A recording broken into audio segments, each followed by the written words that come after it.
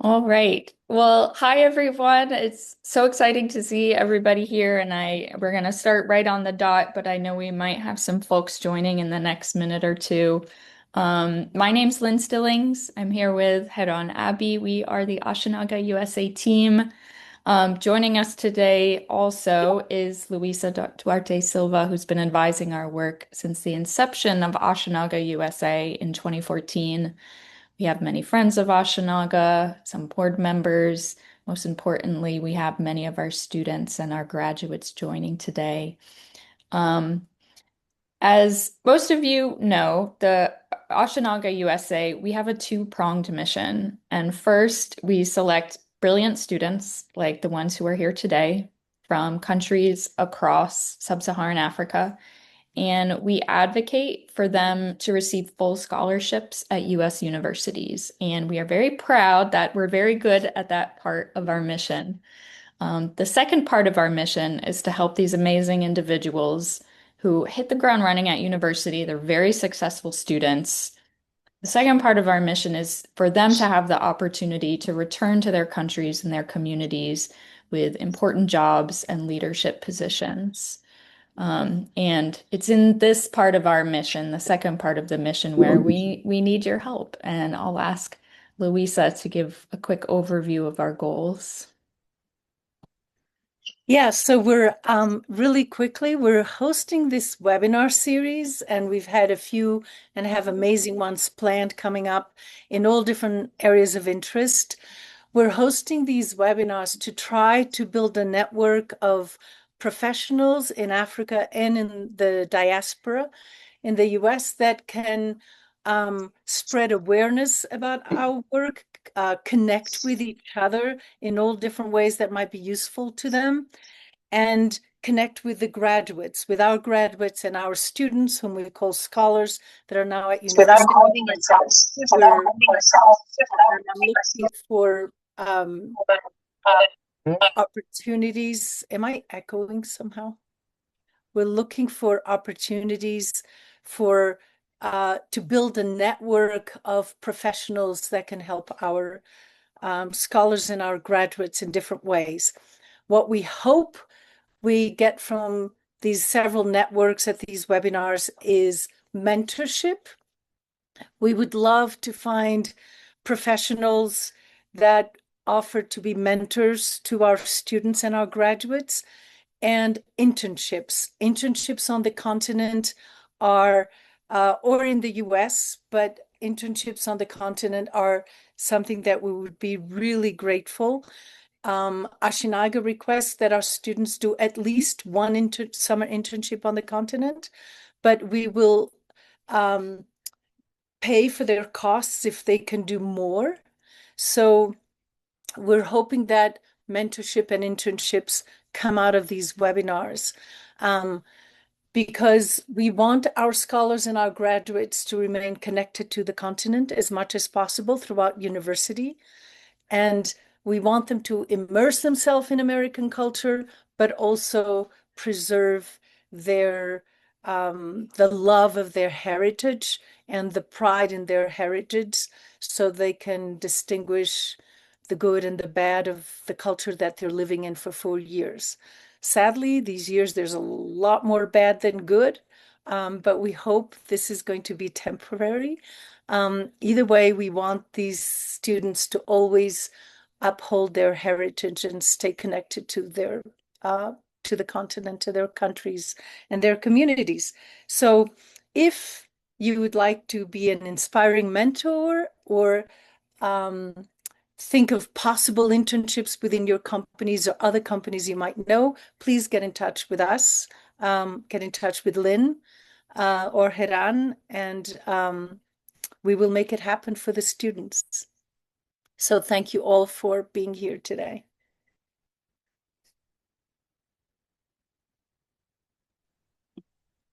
Thank you, Louisa. And for anyone interested in understanding our recruitment process, how we prepare the students to be successful at university, how we secure scholarships, please send me or Louisa an email. I'll put my email in the chat in a moment. We'd be happy to set up a meeting and explain our work in more detail. Um, all right, I'll hand it over to you head on. Great. Thank you so much, Lynn. I'm just going to be sharing my screen really quickly. All right. Great. Can everyone see my screen? Excellent.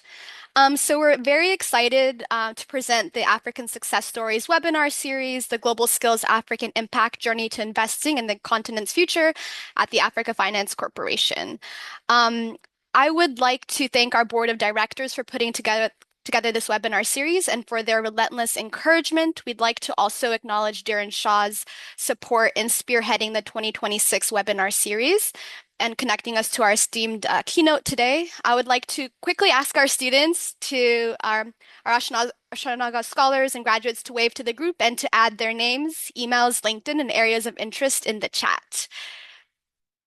So Mr. Banji Fehintola has kindly accepted to be our first keynote speaker for 2026, and we're in for a great treat as we listen to his journey and the impactful work he has done at the Africa Finance Corporation. So Banji is an executive board member and head financial services at Africa Finance Corporation, AFC. He is responsible for leading several business lines at AFC, including treasury and funding, financial institutions, trade, syndications, capital mobilization, and partnerships and financial advisory. He was previously a senior director and head of treasury and financial institutions at AFC. Banji joined the AFC in January 2008 as the pioneer treasurer of the corporation. He was instrumental in setting up the corporation's treasury function and leading AFC to become one of the leading investment-grade African credits in the international loan and debt capital markets. AFC has a credit and rating of A3/P2 from Moody's Investor Services. Banji is responsible for overseeing the prudent management of the corporation's balance sheet and providing strategic leadership for the implementation of AFC's annual funding program. He has led several landmark transactions that AFC has executed in global capital markets, which enabled AFC to significantly diversify its funding sources and tap new sources of capital. He is also responsible for the management of AFC's relationship with rating agencies, bankers, and asset managers. Prior to joining AFC, Banji worked with the fixed income, currencies, and commodities team of Citibank Nigeria and the tax and business advisory division of the former Arthur Andersen. Banji is a chartered accountant and CFA charter holder with a first degree in economics from the University of Ibadan and a master's degree in international finance from the University of Glasgow and a master's degree in international business, International School of Management of Paris. He is also an alumnus of the prestigious Harvard Business School. He sits on the board of several companies, including the board of governors of CFA Institute. So Banji, you have the floor, and we are very excited to hear your speech, as well as there'll be ample of time at the end of the presentation for questions. So the floor is yours, Banji. Thank you. Okay. Thank you, Hiran, Lane, and the entire team at Ashinaga. I honestly do hope that everyone can hear me clearly. Maybe I can just say a few thumbs up to just to be sure. Okay, perfect. So, first of all, I'm speaking from Lagos, Nigeria today. I'm so excited to be in Lagos, even though I live and work in Lagos on paper. But the reality is I spend most of my time in aircrafts and hotels, sadly. So I'm sure as I talk about my story today, you'll find out that I somehow managed to become a global citizen. So I joke with, people when I meet them that every time I come to Lagos is really just to show proof of life, to show that I'm alive. I have a young daughter that is 6, going on 7. She really needs to know that her dad is still alive. And so I always pop in here. So it's so nice to be in Lagos. I've got 2 other kids, 2 grown-up boys. Interestingly, I think one of them fits into the profile of the people that are probably on this call today. He schools in the US. He's at UPenn. And then my second boy is also getting ready to maybe go to the US. I heard the earlier comment by Louisa that, we just don't know what is going on in the world these days. But so he may also be in the US, or he may decide to pursue his university in the UK I'm not sure where we'll end up with that. So family man, 3 kids, 2 grown-up boys, 1 little daughter.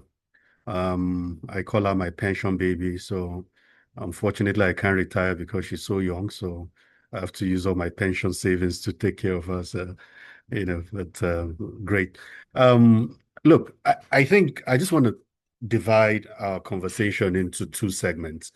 The first part is me just, sharing my experience, my journey, and I feel like maybe storytelling would be the best way to keep you guys engaged. I hope you will learn a few things. So I will say several things. I'll try and bring them all together at the end. Then I also feel like I owe it as a duty to all of you who are hearing about Africa Finance Corporation for the first time to talk about Africa Finance Corporation, but that's really not the main objective of this call, but of this conversation. But I will talk about AFC at the end, and after that, I want to leave ample time for us to, talk in Q&A session, right, where hopefully I can answer some of the questions that some of you may have.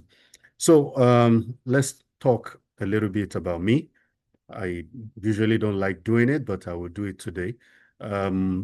First of all, I would say, when I reflect on my career, my life generally, right, I honestly don't think I have, you know, all the recipes for success, right?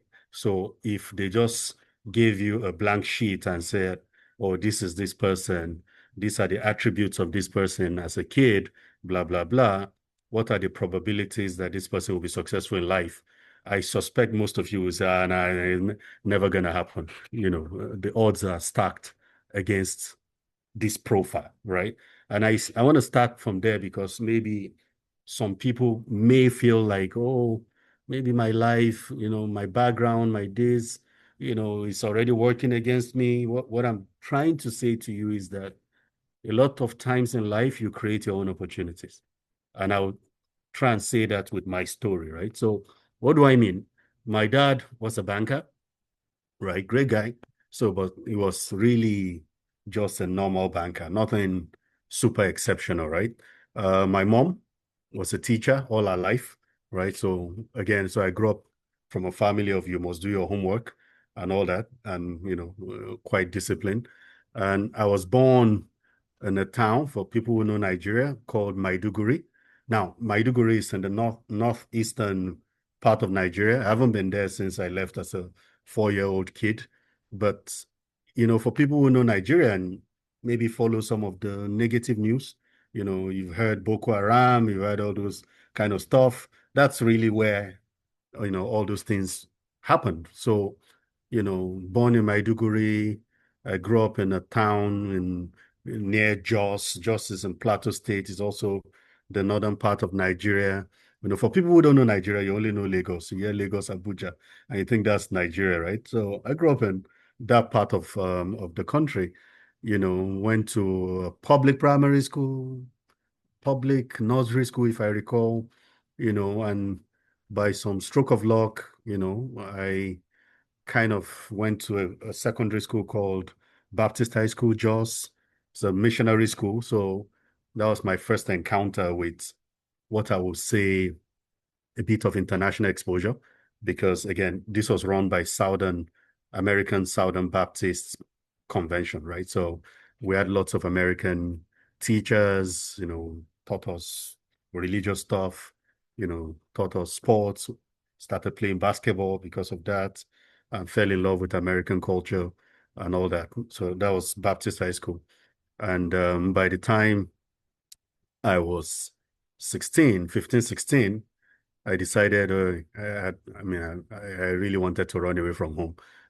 As a young boy, I wanted my freedom. So I remember telling my parents that I didn't want to do my university first degree anywhere close to them. I wanted to be as far as possible away from them. My mom didn't like it, but I did it. Somehow I decided to go school at the southern part of Nigeria. So I grew up in the north. And as a 16-year-old boy, I left home and I went to the southern part of Nigeria. I'll never forget it. I was so super young.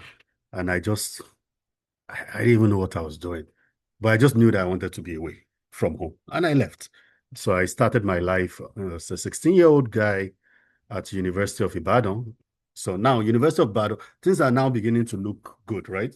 University of Ibadan is the first university in Nigeria, more or less, right? It's a premier university, high reputation. So somehow I got in, even though I didn't get in for the course I wanted to do originally.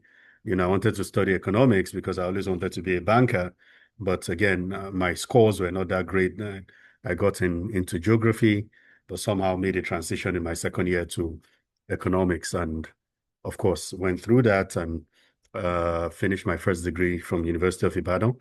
And interestingly, graduated with a first class, but I'll come back to that later because, again, the me that started wasn't the me that ended well, right? There were a lot of turning points along the way, and I'll talk about those turning points later. And of course, I went through University of Ibadan, finished that. I would say, again, super lucky that at the time, that was when some of the challenges Africans are facing today was less so at the time. Companies used to come to school to pitch and try to hire us. And at the time, I had Arthur Anderson. Some of you may not know Arthur Anderson of blessed memory, but Arthur Anderson was one of the big four professional services firm in the world at the time. So if you know Pricewaterhouse, you know Deloitte, you know KPMG, Arthur Anderson was in that bracket, right? Great firm. They came to school to recruit us. I had another banking job. My first banking job, came to school.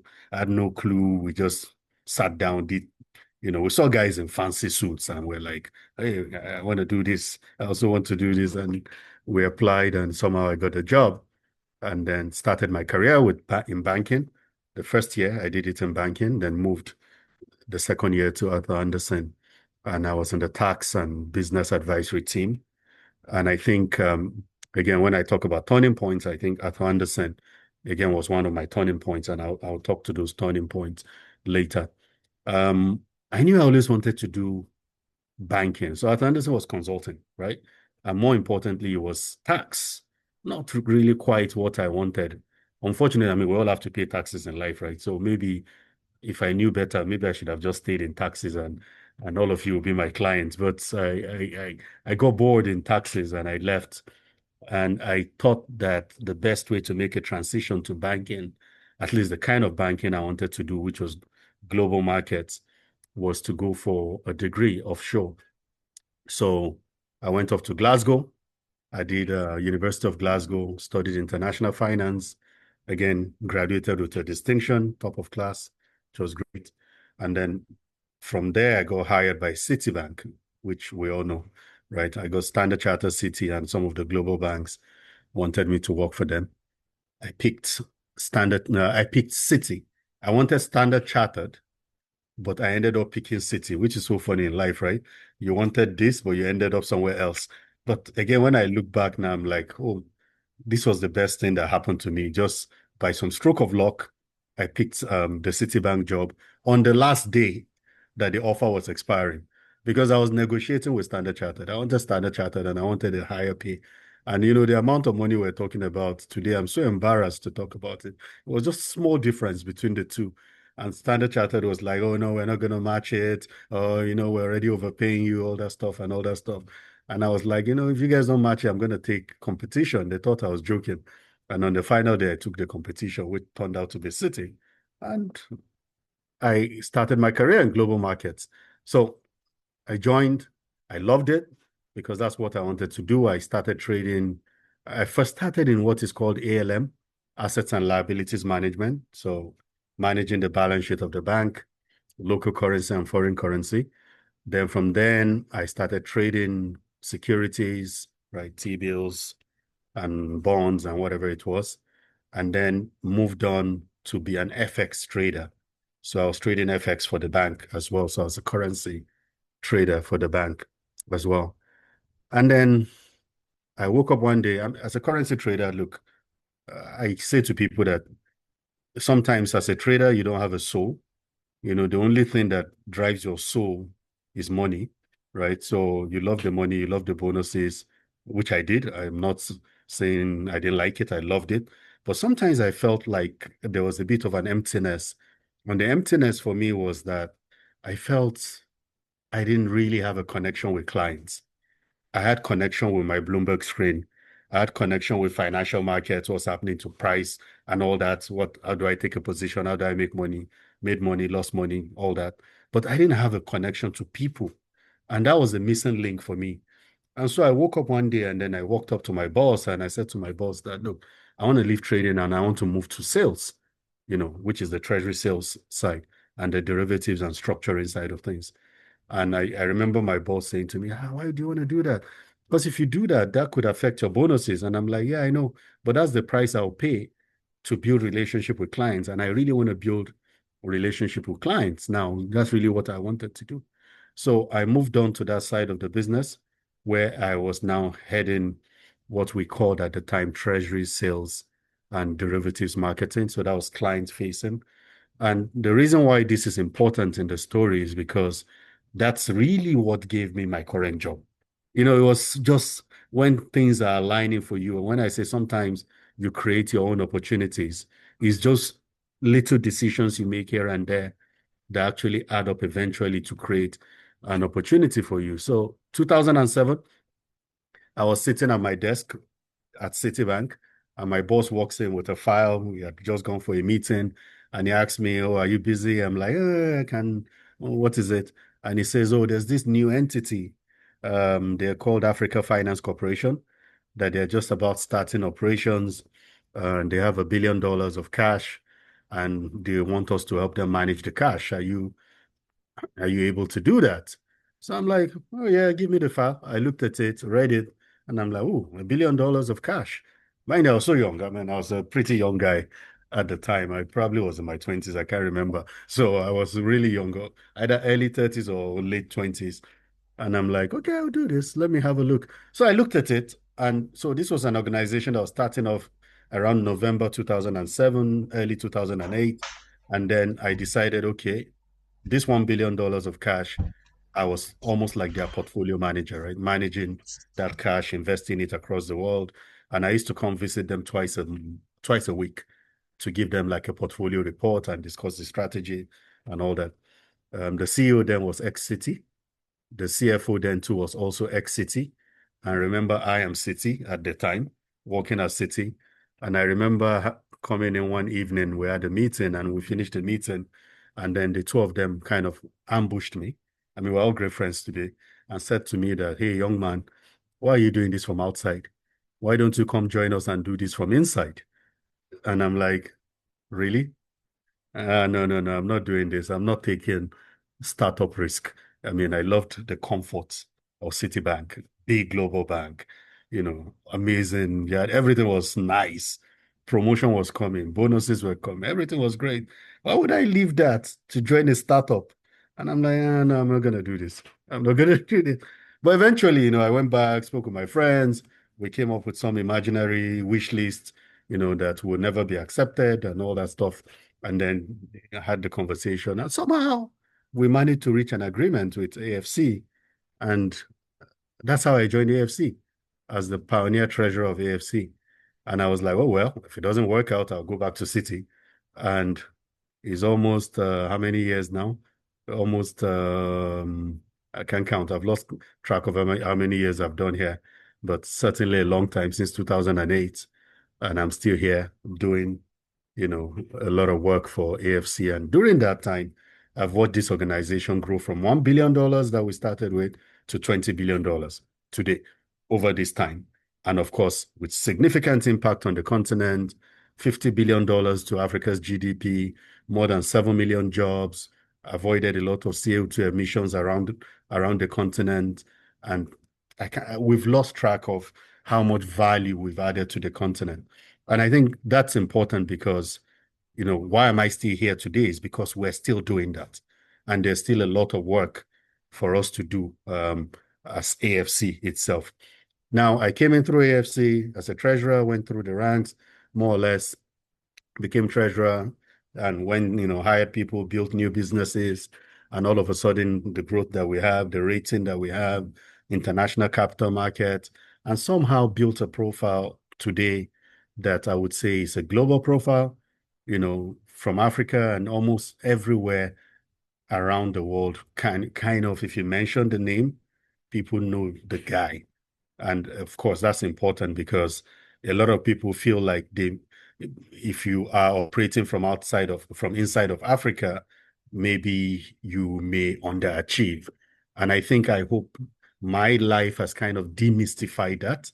I hope so, because today there's almost no door that I can knock and open in the global financial system. I mean, this job has taken me everywhere, including the White House, right? And constantly having dialogue at that level of even the US presidency, right? Sitting out of Africa and doing that. So I think that's the journey. But along the way, obviously, it's not smooth sailing. There's so many things that I think I had to do in order to get to where I am today. And there's so many decisions I've had to make, which I think a lot of us face similar kind of situations in our lives when we have to make some trade-offs. So a few years ago, I mean, I was out with my kid, my first kid, and I love him. We have adult conversations. So I love having those adult conversations with him.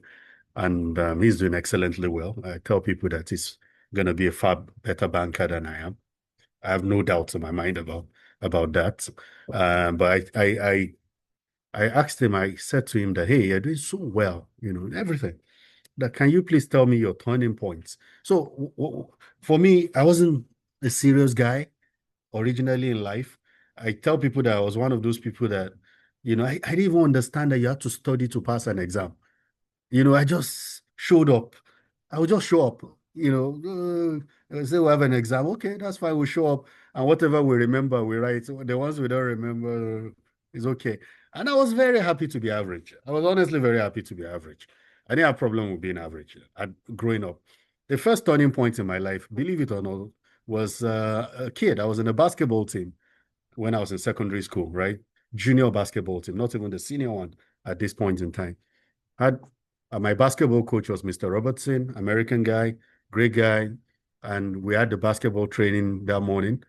And after we finished the training, he asked 2 or 3 of us to stay back. Called our names and said, 3 of you stay back. We stayed back. Rest of you can go.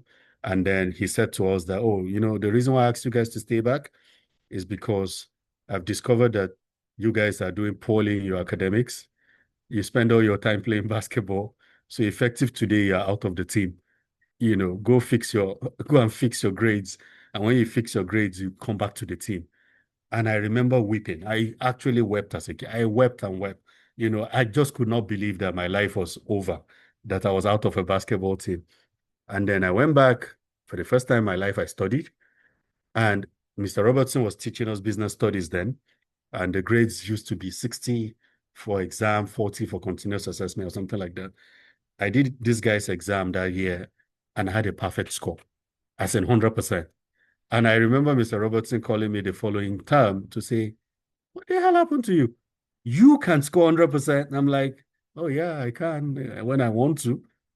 When I want to, when the stakes are high, yes, I can. Then, of course, I came back to the team. Then I relapsed.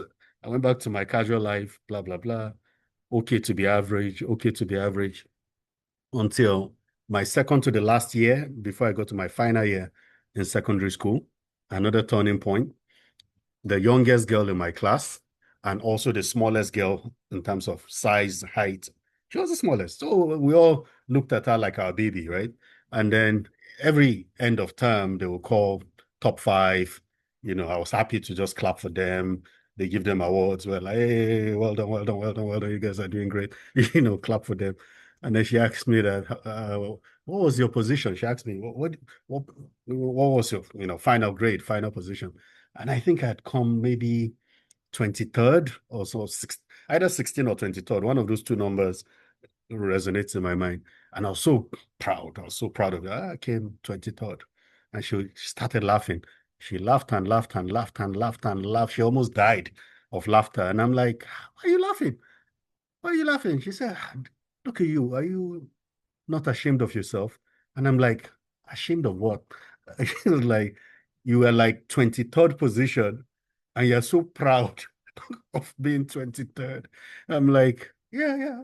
What's wrong with that? And then she's like, you should be ashamed of yourself. I'm like, oh my God. Anyway, that thing hit me. And I was like, okay, wait a minute. I said to her that, do you think if I want to be top 10, I can't be top 10? She was like, you, top 10. With the way you live your life, and never gonna happen. I'm like, okay, wait a minute. Let's leave that. Top 5. I said, change it to top 5. And she was like, okay, let's have a bet. Top 5. And we had a bet. And for the first time in my life, I actually went home on holiday and studied. I'd never studied all my life on a holiday. Holidays were so fun. And I really worked. So I did it. And then I came back the following term and I came fourth, either fourth position or so. And for the first time in my life, I was called to a podium and people were clapping for me. So I'm like, oh, it's actually so nice to be up here and people are clapping for you. So I just tasted success for the first time and I'm like, okay, this is not bad. Actually, success is sweet, and I'm like, in my life, I'm going to be successful. No matter the odds, I'm going to work so hard to be successful for the rest of my life. That was an important turning point for me. The following time, I came third. And then I was top 3 till I left secondary school, graduated all A's in my secondary school exam. Then I got into University of Ibadan, if you remember, 16-year-old guy. And I checked in to the hostel. The first guy I met was a third-year student who was in my room. And he said to me, oh, yeah, you're welcome, young man. Good. Welcome to this school. Has anyone given you a brief about this school? I'm like, no. Well, feel free. Tell me about this school. And then he says to me, okay, and I'm going to quote him. He was studying political science at the time. He said, in this school, 70, which is A, is for God. It's only God that can score an A in this school. It says 50, when you score between 50, 60, that's, excellent students. Then it says the rest of us are, below 50, 40, 50. That's really what everybody scores in this school. So that, forget it. You ain't going to score. You won't make an A in this school. Forget it. And again, with my track record from high school, secondary school, I was like, so I will be an average student in this school. And I'm like, nah, I'm not going to listen to this. So again, be careful who you listen to because it conditions your mind, right? So I worked extra hard, super hard. And the first result I got, my first academic result was ECO 101, Economics 101, the second semester. The lecturer taught us ECO 101. He was teaching us 102. 101 was microeconomics, 102 was macro. And after the first class, he called 3 names and said, 3 of you see me in my office. And I got to that office and he said to me, oh, the reason why I called you is because I've graded your ECO 101 and the 3 of you scored A's. And I wanted to know who you guys are. And he said to me, I had 78. I'll never forget. I was top of class on that grade, micro. And he said, look, I know you guys are so young, but I want to tell you something. If you continue this way, there is no way you will not graduate with a first class. And I'm going to be mentoring you, following up on you and all that. And I remember the feeling, remember the guy said 70 is for God, and I was now 78. So you can imagine the God-like feeling, right? They're like, oh my God, finally God. So with a small G, with a small G, and I'm like, okay. But guys, what I'm saying to you is that once that started, I just didn't want to come down. And before you knew it, everyone knew my scores. In our time, they used to paste the scores on the board. So everybody could see your matriculation number and your score. So it's not private. So there was no data privacy like you have now. So you don't put it on the board. Everybody knew my matriculation number. So I never used to check my results. Everybody would check it. Before I get there, they was, I've checked yours. You scored 70 days. You scored 80. You scored 90. And even when the exam is difficult and the times I scored 60 something, they will say, the exam was so difficult. Banji scored 60. So that was like the barometer for measuring difficulty and all that. So of course you can imagine, I mean, I was under the spotlight. I knew that I had to succeed because people are constantly watching. And honestly, one of the things that propelled me in life and still propels me till date is that I made a first class, but there was always this conversation in the marketplace that, oh, if you make a first class, you end up working for people who made something else much lower than you. You know, you will not be successful. You're just book smart and all that stuff. And I kept saying to myself that I don't want to be that example, right? I don't want to be that example. I want to be the example where people will say, you worked hard, you made great grades, and you made something out of life from this. You know, this is the kind of conversation I have with young people when I tell them, be careful who you listen to, because who you listen to can shape your life. Extremely important. Never stop working hard. Success is sweet. And once you're up there, it's much easier to come down if you don't work extra hard in order to stay there. And so for me, whether it's at work, whether it was academics, I used to say to myself that the pass mark was 100%. There's a reason why they created 100%. You know, 100% is my target. I'm not naive. I won't make 100% all the time. But if I miss 100, I'll get to 90, which is also a great grade. Same thing with my teams. If we have to make money, you know, make our budget, I tell them, go for it.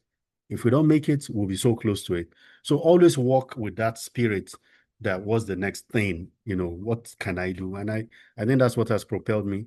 And that's what actually has made my institution and every institution I've worked with to kind of identify me as a talent for leadership, right? Now I sit on the board of AFC, right? I'm not old, I'm under 50 still. Forget the beards and the dye, you know, but the reality is, you know, even some of you can do it faster than I did it by miles. You can do it much faster than I did it, right? So I think whatever you do in life, always strive for excellence. It's extremely important for me. And always choose the people you associate yourself with. So again, I talked about Arthur Andersen. Arthur Andersen was a place at the time where their recruitment system was to look for the best people across the country. So first class, I made the first class, I got to Arthur Andersen, I became humble because everybody has the first class. So what's your point? In fact, it was so bad that when you say you have a first class, they will ask you what's your GPA, you know, and then you say your GPA, you know, if it's out of a grade of 4, maybe you made 3.55 or 3.6, assuming that's first class. And someone will look at you and say, oh, that's a very poor first class. That's a really poor first class. You should be, when you have someone that has a perfect GPA of 4.0. And so iron sharpens iron, right? As they say. So that community was a community where I discovered that, man, I have to work hard. I have to continue to aspire because everybody around me was aspiring. Everybody around me. The same way, if you have people that are laggers around you, trust me, you're going to be a lagger. You know, it's the bad apple that gets the good apple to become rotten. It's a fact. That's how life is, right? So it's very important. The people we talk to, they shape our perception of the world and they shape our vision of life, right? So I think that's pretty important. So I think that's the way, you know, life has been for me. I want to say one other thing before I wrap up this segment. And that's the fact that, look, life is not linear. And I think the people that will make it in life are people that are versatile, right? And what do I mean by that? For me, it's never been, I want to do my job and do it well. That is important. But in addition to my job, what else am I doing, right? And here, internally, for example, you know, I look after financial services today. And by the way, financial services is treasury, capital markets, ALM, funding, financial advisory, syndications, capital mobilization, financial institutions, so many things that I have to do on the business side. The only reason I was entrusted with this is because along the way, I've shown the capacity to do far more than my job description. If you want to be okay in life, do your job description. That's fine. But that can only carry you to a certain point.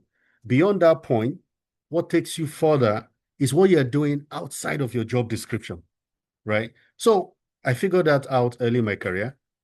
I started doing crazy things like I handle procurement today. So procurement is they want to buy bottled water. This one. I'm kind of looking after bottled water for AFC. Has nothing to do with my business, right? We're building a new head office.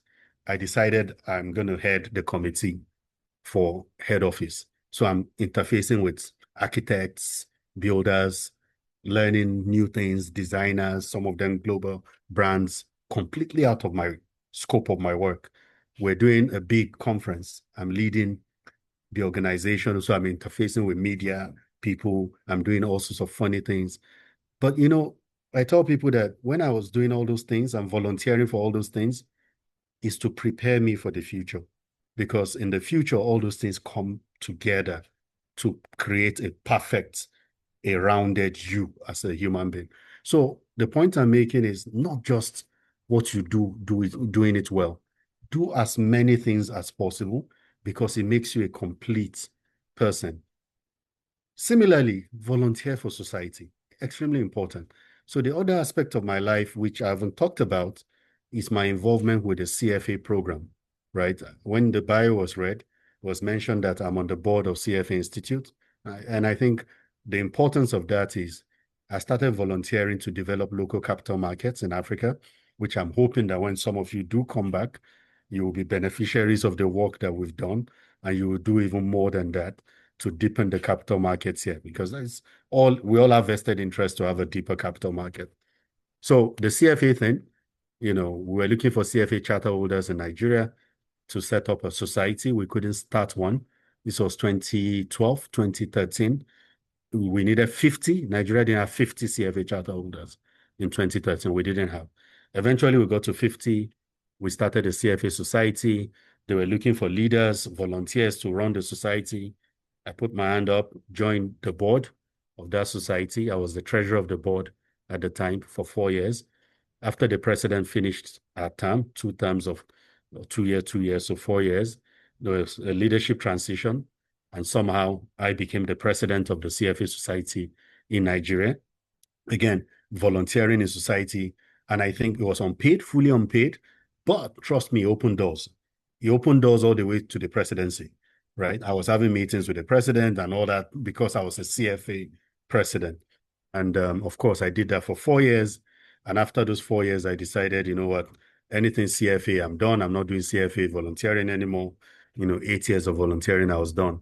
I wanted to go and play golf. And I think I posted it on LinkedIn that I've handed over. Now I'm going to go play golf. And then, of course, think a few weeks after that, I got a call from CFA Institute now, not the society, that they were looking for board members. They wanted me to apply. I said an absolute no, that I wasn't interested. And I remember I was in Durban in South Africa when, I finished my meetings early that day. And I went back to my hotel room and I remember that email where they were asking me to apply. And then I decided, actually, let me just open this thing. And I said to myself, if the application process is going to take longer than 15 minutes, I will stop it. That I wasn't going to do it. And I need someone on mute. And I tried it anyway. I applied somehow. I thought, they won't take me anyway. Because it's a big thing. It's the biggest organization in the world when you think about investment management. And somehow I got called for an interview, which I did. And I'm like, okay, they're using me to tick process, Then I got a second call from the board chair at the time that he wanted to have a conversation. And we had a conversation. I remember I was in Boston. I remember all the locations well when we had that conversation. And a few weeks after that, I was in London. And then I got a call from the nominations committee chair that, hey, we want you to join the board of CFA Institute. Now, that was big for me because one, I'm not sure CFA Institute, certainly CFA Institute has never had an African on their board. So I was the first African that was going to join that board. And I'm not even sure they've ever had a Black person on their board. I'm not sure if they have, but So that was big because that connected us as a continent and gave an African voice in a global institute. And I think that voice has served well. I've been there for 4 years and I'm constantly, even though we are not doing a representative board, but just being there helps me to shine the light on what the priorities are for Africans and for African students and African, capital markets in general. And the point I'm making there is what you also do for society matters. It matters. It really does matter because eventually, when you are being looked at as a human being, you are actually a collection of all these experiences. That's what makes you, who you are. And that's what makes you valuable to either your employer or to society and even to your country and to the continent. I came back to Africa to contribute my quota because I strongly believe that Africa has not just potentials, but a lot of those potentials are going to be realized imminently. And I really want to encourage each and every one of you, wherever you go, always plan for the time you're going to come back to help this continent develop. Africa's problem is not going to be solved by non-Africans. It will be solved by all of us, right here, all of us here. And what you do matters. What I do matters. It's very easy to be happy and rich and live in Miami and enjoy your life. Nothing wrong with that. But please do remember that one day you still have people here on the continent that need your help. So please, as you guys get the education all over the world, please, I beg you. I always beg students and when I talk to them, I beg you. I was speaking to the African Students at Wharton, I believe last year.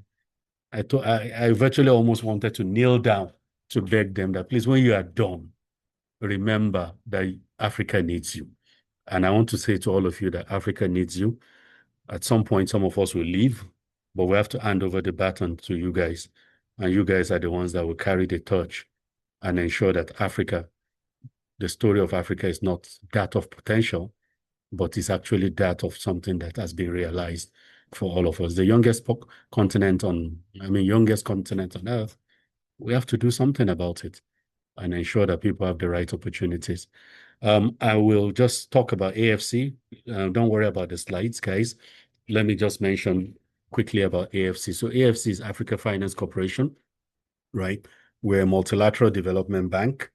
And today we're Africa's potentially highest rated entity outside of the African Development Bank that has a AAA rating. We are rated A. My bio has A3, but we've got another rating from S&P, which is higher than A3, which is a single A with a positive outlook. And we've been in operation, like I said, since 2007. We are an MDB, which means that countries have signed up to an international treaty to be members of AFC. And today there are 48 African countries that have signed that treaty out of the 54. We've invested about $19 billion in across 36 African countries. And we do those mostly in project finance, So if you think of power plants, airports, seaports, aircraft, industrialization, the largest refinery in the world, Dangote's refinery, single train refinery. We're investors there. We're investors in some of the biggest platforms across Africa. We're Africa's largest owners of renewable energy assets today, solar, wind, in Egypt, in Senegal, Djibouti, Cote d'Ivoire, South Africa. We own wind farms across all those places and solar assets. So we're big in so many things. We employ close to 200 people now. When I joined, my staff number was 22. So now we have close to 200 people and all from all over the world, from some of the schools you guys are attending, very Pan-African, global focus. And I think we have close to 20 nationalities that work within the organization. We're opening a regional office in Kenya anytime from now. We're likely opening one in South Africa as well. So as you think about internships, as you think about coming back to Africa, I'll be so delighted if one of you comes to sit where I'm sitting right now one day and you're leading financial services or even leading AFC. We'll be cheering you from the beach where we'll be enjoying our retirement at that time. So I think that's a summary of where AFC is. We have a deck. I'm sure the Ashinaga people can share it. I don't think there's anything proprietary in the deck, so we can share it with all the attendees on the call. So I'm going to stop there and gladly take questions from everyone, as many people as possible. Thank you, guys. Thank you so much, Banji, for sharing this. Yes, we have just shy of 10 minutes. Who has questions?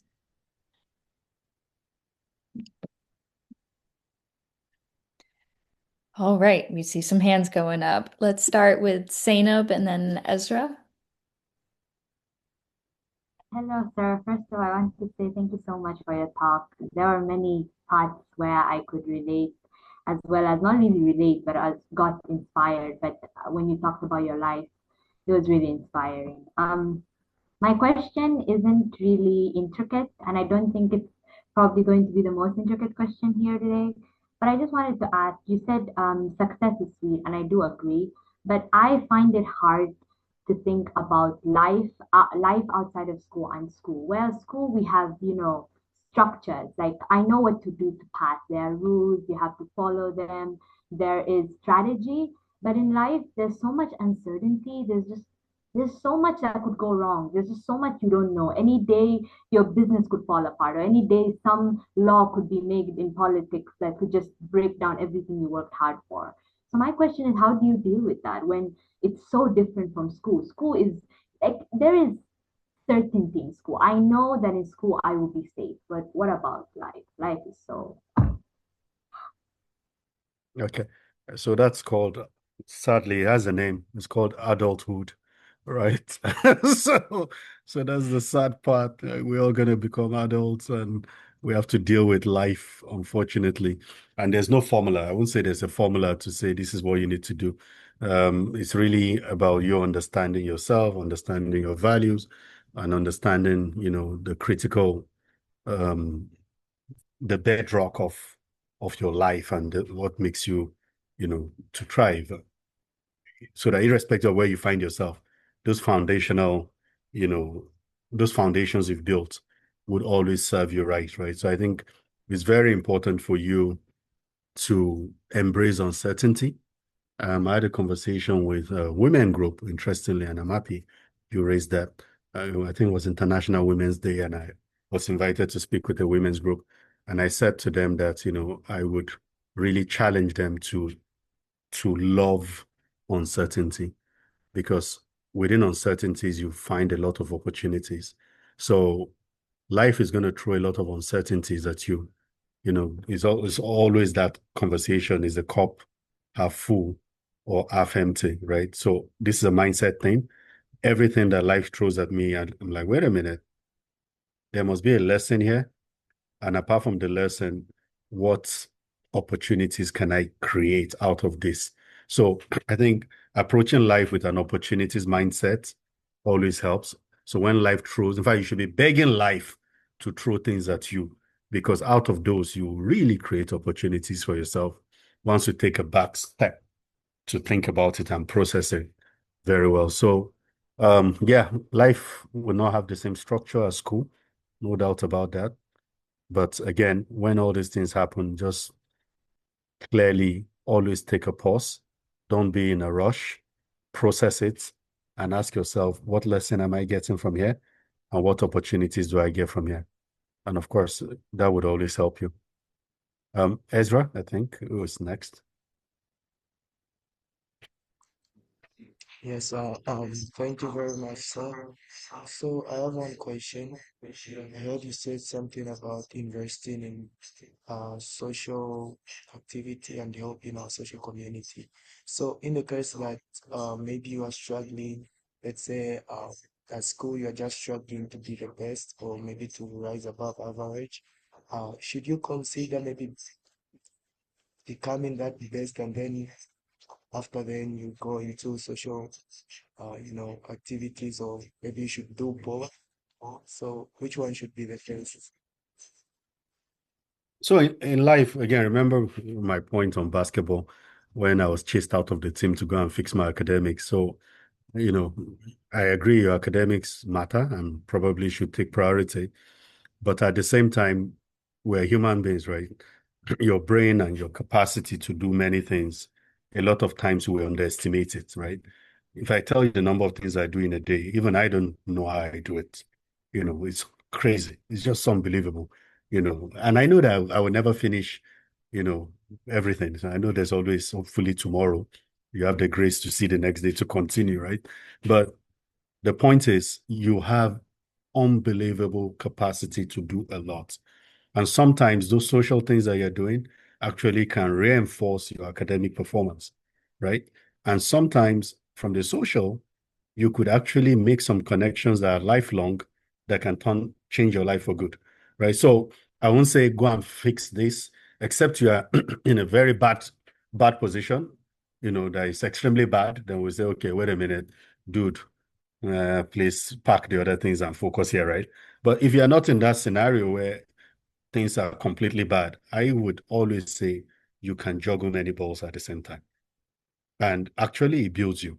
It builds resilience. It builds you as a person when you can do many things at the same time. So my preference would be that rather than you saying, let me sort out this first before I go and do this. And don't forget, time doesn't wait for you. That's the other point. Sometimes in life we think we don't have the time all the time. Some of the people that influence the whole world and change the world today, were people who left the earth in their 30s, but we still talk about them, you know. So they were able to do a lot in such a short time. So we should never assume that all of us are going to live till 100. So we have time to do it. We don't know. So please make the best of every day. You may not have that opportunity. So make the best of every day. Okay. Do you have Are time there for other one questions? more?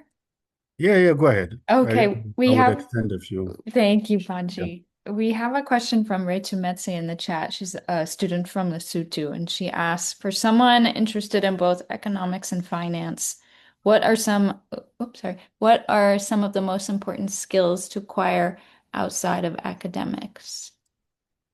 For someone interested in economics and finance, I think for me, what worked for me. Well, by the way, I didn't mention that I'm CFA charter holder as well. So clearly that explains the CFA connection. And I'm also a chartered accountant, right? So I also did the accounting thing. But I think for me is first your interest, right? If you are interested in understanding, how the world economic system works, then economics would work for you. Or if you have an interest in capital markets, what moves the stock market, what moves the bond market, how do people raise finance and so the interest is so important for me, right? Otherwise, if you go do economics and finance in school and you are not really interested in it, you're going to struggle, right? And I'm an economist. The reality is I feel like my economics degree, a lot of it, I'm not using it in real life. So, all the DYDX and all those things you guys are doing and some of the things we studied, all things being equal, this and that, let's change one variable. In life, many variables change at the same time. So, of course, I think there are just so many things you will learn in school, which in real life may not, but they're great. You have to do them in order to get a degree. But I think as you do all these things, the key thing is make sure your interest is deep in whatever you're doing, whatever you're interested in, pursue it. If you want to work in banking, you don't have to study economics and finance, but it's great if you do. But we have a lot of engineers that work here, people who've done STEM, and they're all here. So you can always pivot, be flexible. The CFA program is always a great one for people that want to build a career in investment banking, portfolio management, all those areas. So that one, please connect with me on LinkedIn. I'll guide you on that if you ever want to do that and share my experience there as well. Thank you, Banji. And yes, find Banji on LinkedIn, everybody. I know we're at noon. I want to be respectful of your time. Um, if you, I see geosciences. yeah, we have a couple Question of around interesting geosciences. questions. Yeah. How do you think economics can help a person interested in the field of geosciences and mining? Yeah, I'll take the questions in the chat group before I go. Okay. Interestingly, my wife is a geoscientist. So whoever's asking that question, I can connect it to her. And I always joke that every time I went to her office or every time I look at her screen, I just see lines like, and I'm like, sorry, what exactly are you doing? And she's like, oh, I'm looking for oil. There's oil here. And I'm like, which oil? I can't see no oil. All I see is lines. She said, no, look, have a good look. He's here. And I'm like, I'm not. So I found it actually harder to understand geosciences compared to me doing, debit credit and the finance part of things. So an interesting stuff is that she went ahead to do an MBA, right? She did an MBA at Chicago Booth and she graduated with great grade. And so I look at that and I'm like, okay, it's actually easier to do economics finance than to go the other way around. So if you're in geosciences, it's actually very easy for you to pick an interest in economics and all that. But look, whatever it is that you are looking at, whether it's a commodity, whether it's oil, precious metals, critical minerals, blah, blah, blah, all those things trade in a market. And that market is governed by economics, right? So whether it's a futures market, whether it's an over-the-counter market, whatever it is, all those mines and co are going to need financing. It can be debt financing, it can be equity financing. So this is where finance and mining kind of, interact and there's an overlap. And I think the best geoscientists will probably be those that actually have a good understanding of finance and a good understanding of economics. So I see those types of people actually being the CEOs and the people who are more strategic, right? Rather than just especially. So whoever asks that question, honestly encourage you to take a good interest in economics and finance around mining, because that is a big field. And we're financing a lot of mines and natural resources. And I see that, I see a big need there. I see a question about in many aspects of my life, like academics, I study hard and get good grades, but I feel bad and guilty whenever I want to relax and do nothing. Please, I beg you, relax. You have only one life. There's only one life and you need to live it to the fullest. Extremely important. I mean, there's a time to work and a time to play, right? So I want to know about work-life balance. Now, let me tell you my own secret on work-life balance, right? I travel a lot. I think as at the last count, I've done, I think 60 something countries or something like that. And it's my ambition to maybe do over 100 at least. And so every time I travel for business, I try to ask myself, where else can I go quickly?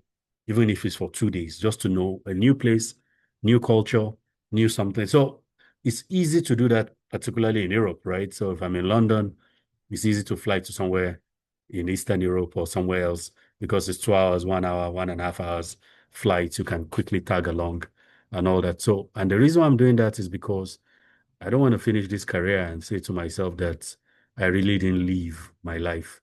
And I'm actually super intentional now about spending my money too, right? And as they say, you don't want to do all your work for next of kin, right? To enjoy the benefits. You also want to enjoy some of your labor, right? So I'm very intentional about spending my money and enjoying my life and having a good time. So 2 weeks ago, I spent 2 weeks in Miami with my son, right? During the spring break.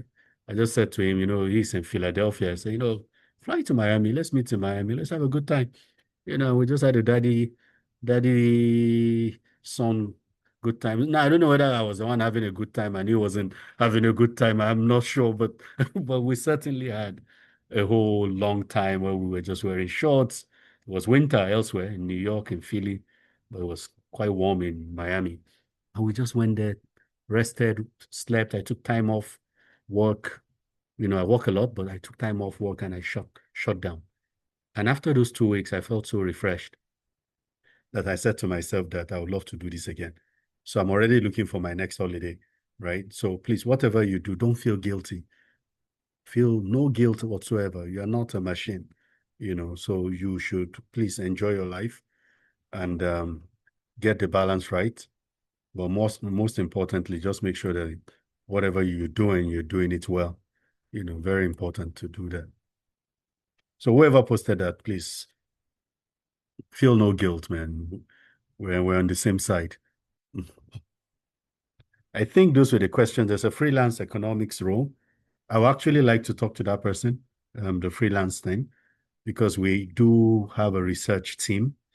And every now and then, I think we are happy to outsource some of our research. So if you want to be a freelance economist and you want to see if there's something you can do for us, we'll be so glad to have that conversation. So please, Ezra as well, reach out to me and let me see, how we can use your skill here. So I think I've gone through the questions. I just want to use this opportunity once again to say thank you to all my friends at Ashinaga. What you guys are doing, believe it or not, is transformational. I want to encourage you guys to keep it up. Extremely important that you create a platform for us to talk to the next generation. I think we would have failed as leaders if we don't have succession. And I think what you guys are doing is actually creating a proper succession and a strong bench of, future African leaders, which I hope that many of you here would not, you make the best out of the opportunity of these types of interaction. I'm hoping that one day some of you here will connect in a different way and you remind me that we once spoke on a platform like this. And at that time, maybe you're the president of your country, who knows? And you remember me as a retiree at that time. I say, you can come for coffee, come to the State House for coffee or something like that. But I'm so sure that you guys are going to do well. You will do so well. So please, let's keep it up. And if you ever need me for anything, mentorship, open a door, sponsorship in one way or the other, please feel free to reach out to me and we'll see where life leads us from there. So thank you so much for your time. I'll hand it over to the team.